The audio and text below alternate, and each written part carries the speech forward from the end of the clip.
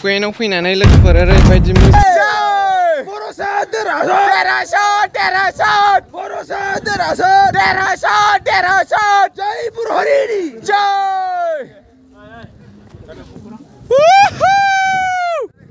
लोगोफोर नायनो हागोन नोंथांमोना मानि नै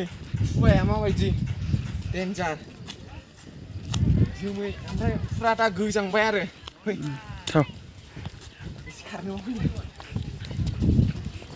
लोगोफोर लाखिथ'बाय बाहाय बरिया खायो आयै बरिया फट' खेबजाबाय गासिबो ओरै नै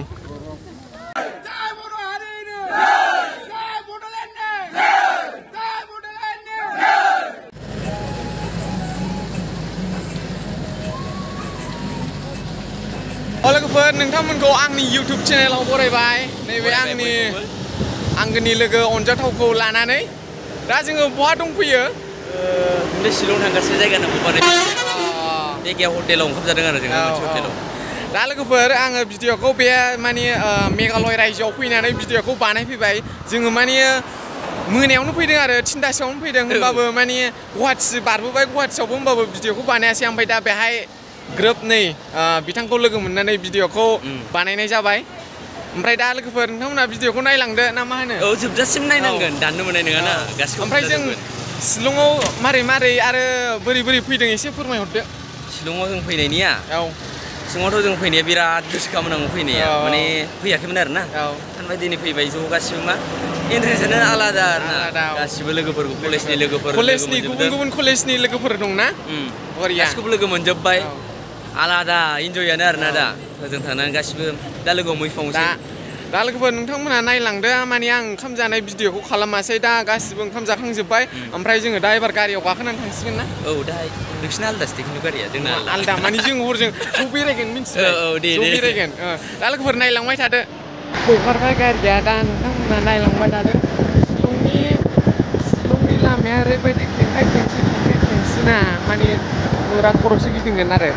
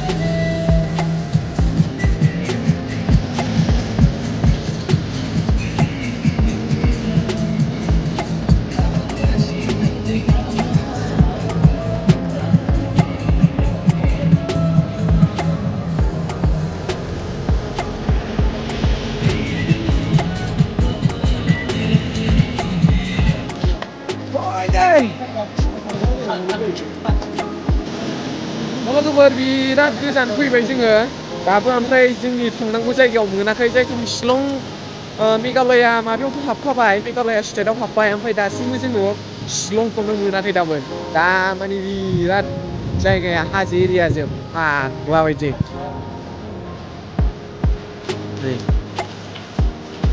दाहाय बायहेरायाव थांनो लाखिथ'बाय जोंना बे गारिया ओमफ्राय माखासेया थांग्रोबाय ओमफ्राय जों दा एबार बायहेरायाव थांनानै बिराद गोबाव फुंनिफ्रायनो गारि गाखोबाय जों दासिम मोनालायसै टाइमा 3दा 4:30 जानोसै टयलेट नै पाब्लिक टयलेट इउस पे 10 थाखा होबावनांगौसो बायहेरायाव हासुनानै थांनाय जासैलै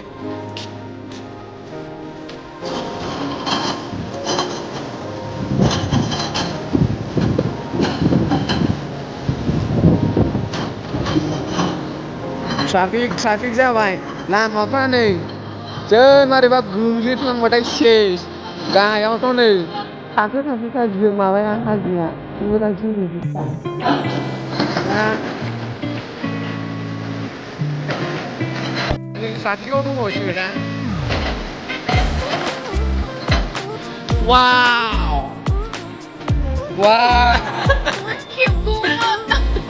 वाटारफला बे ट्राफिक जानायाव ससे थाबायनोसै नामा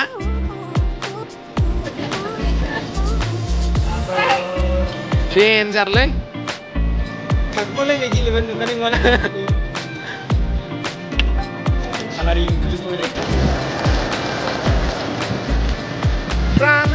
ओरैबायदि गोजौआव फैबाय अक्सिजेनानो एसे खम जालायलायबाय बिराद थान्दा नै नायदो जोमै जोबखाजों जेबो नुला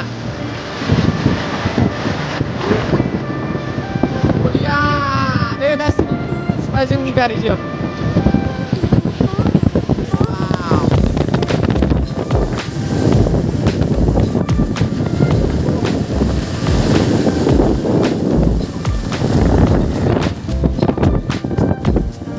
ओरैबायदि गोजौआव फैबाय ओरैबायदि गोजौआव फैबाय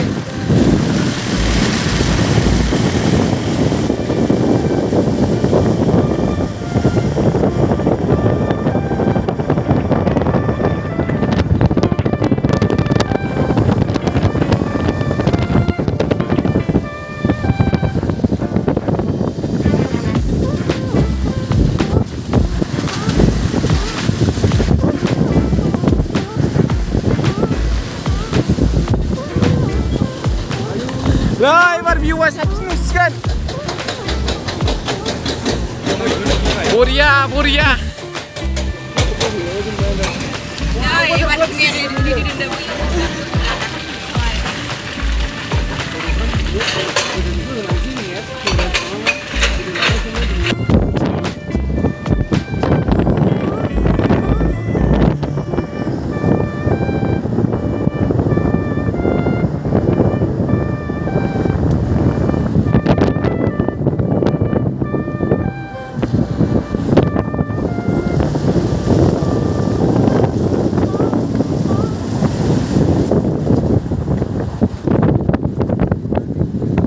ट्राफिक मोनलायबाय ट्राफिक बिसिबांबा गोलाव ट्राफिक जायो आरो हाजोनि लामाना दोंसेल'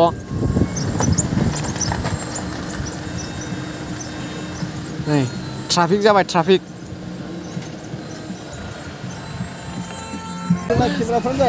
बरिया सिमां ना मोगथां जाखो होमबा आयौ थैखाबायलै नै बे फिसाया गासिबो न'जोब लागा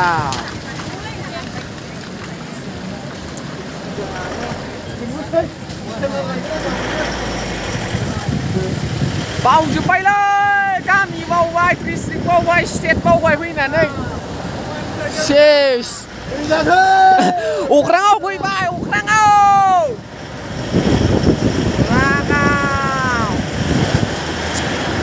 डेन्जार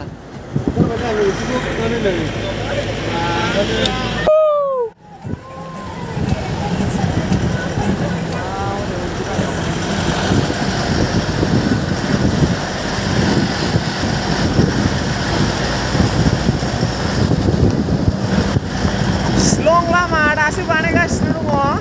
एबारसो आखाइ फैजासिगोन बरिया नै डेन्जार नै बरिया माबायानो खुवायानो फुरा नुखाया आरो डेन्जार बिदियाव थाफैनो मोजां मोनो ना मोना खुवाजों लोगोसे गोजां बोथोरजों लोगोसे अखा हाबावोसो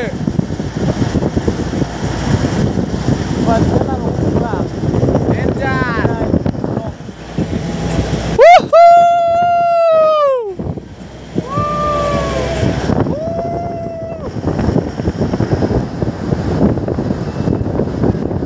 दा मोनायाव ओंखाम जालालै सोरले पुरा भिउ नुबो फैखाबाय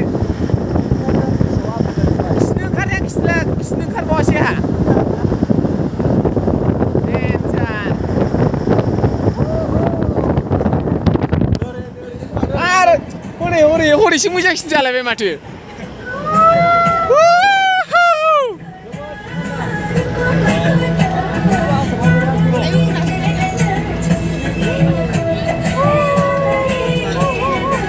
बरिया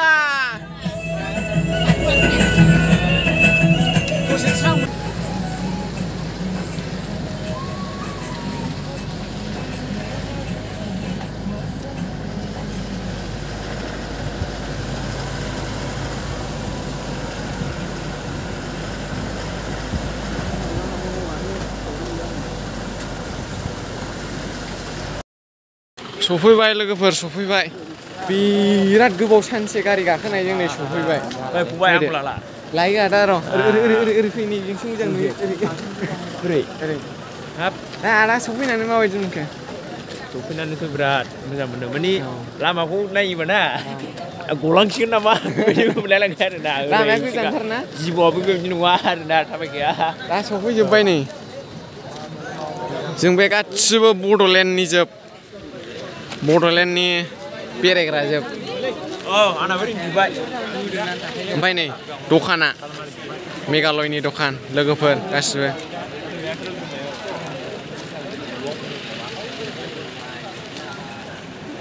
पुरा बिराद बाबाय लोगोफोर सानसे गारि गाखोबाय दा लोगोफोर नै दखान दङ जोंहा ओमफ्राय गारिया सफैखाबाय ओमफ्राय नै जों दा बेहाय हाबनाय नायनो नागिरदों सोंनाय नायनो नागिरदों मा नै गासिबो गावसिनि बुस्थुजोब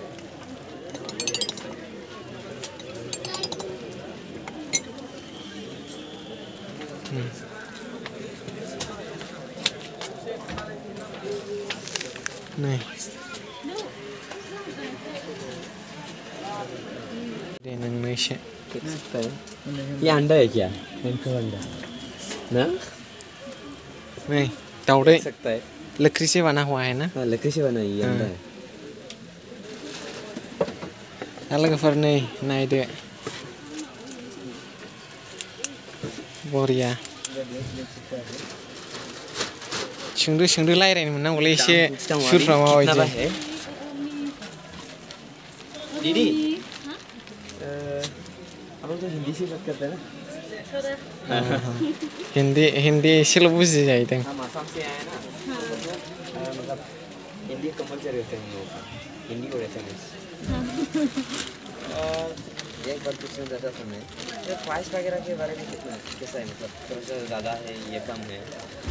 ये तो कम है अच्छा हाँ मुझे नहीं लगता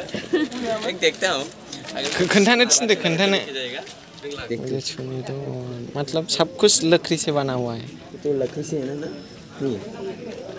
ठुके कैसे बना है ये तो रोबोट का नहीं है ना रबर का ये तो छूने में क्यों लकड़ी जैसा लगता है ओंखाम लाबोबाय जोंना नै जानो नागिरबाय दालिया जाय गोसो इसेबां हायनानै जा ओमफ्राय नै ना लाबोबाय ओमफ्राय आलु बाथोन दं नै पापर बरिया जानोसै बरिया माथो बेनो नियम ओंखाम फुदुंना जाबा बोसोर ओंखाम मोनजाबाय थायो होननाय राइट ओंखायनोथ' बिराद बुरजा हा दंलै नोंसाना बिदिजोंबो होनांगौ जाबाय औ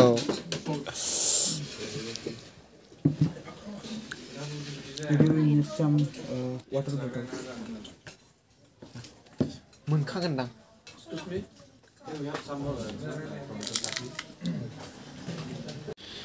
जोंनि नै रुम थानाया बेनो मेघालयाव बेहाय मोनसे ओमफ्राय नैबेहाय मोनसे मोननै आरो जोङो सानस्रां सालायजों आंजों थाबाय ओमफ्राय नैबेहाय नै माबा बेहायनो खिग्रा हासुग्रा दुगैग्राया बेनो फिसासा खथेब थेब ओमफ्राय गाबोन नायहैनोसै नोंथांमोननो सोरांबा मानि बै लकेसन जा जायगायाव थाफैदों बेखौ मानि मोनानानैसो फैदोंना बिनि थाखाय आन्दायलाजोब्बाय ओमफ्राय गाबोन फुङाव देखायगोन आरो नोंसोरनो दा बे फैनाय भिडिअखौ नायदो नोंथांमोनहा माबायदि मोनो ओमफ्राय गाबोननिफ्राय जाफैगोन बियो गोदान गाबोननि आरो समफोरनि पार्ट भिडिअखौ नेयोब्ला नुनो मोनगोन जे जों बे शिलंआव सोर सोर फैदों बबे जायगायाव बेरायगोन दा बड'लेण्ड इउनिभारसिटिनि आदामोन आरो गुबुन गुबुन कलेजनि लोगोफोर दं बेफोरजों रायज्लायनानै आं नोंथांमोननो खोन्थागोन नोंथांमोनहा गाबोन समफोरनि भिडिअ पार्ट भिडिअखौ नायोब्ला नुनो मोनगोन